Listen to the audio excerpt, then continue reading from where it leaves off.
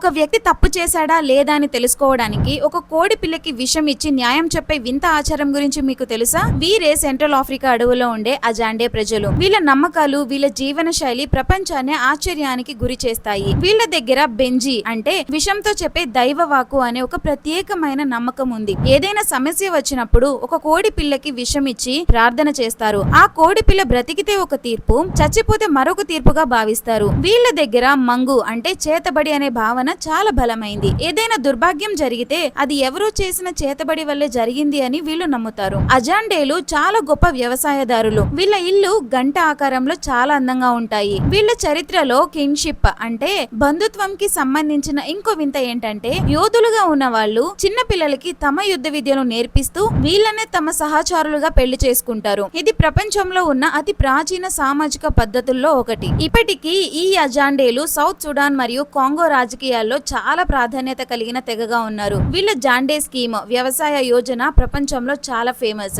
ప్రకృతి ఇచ్చిన విషయంతోనే న్యాయం చేయవచ్చు అని నమ్మే వీళ్ళ గతాన్ని తెలుసుకోవడం మనుషులు వివిధ నమ్మకాల్ని అర్థం చేసుకోవడమే. కోడిపిల్ల చెప్పే ఇలాంటి న్యాయం గురించి మీకేమనిపించిందో కామెంట్ చేయండి. రేపు మరొక ఇంట్రెస్టింగ్ గ్రూప్ తోని కలుద్దాం. If you like this video please subscribe this channel.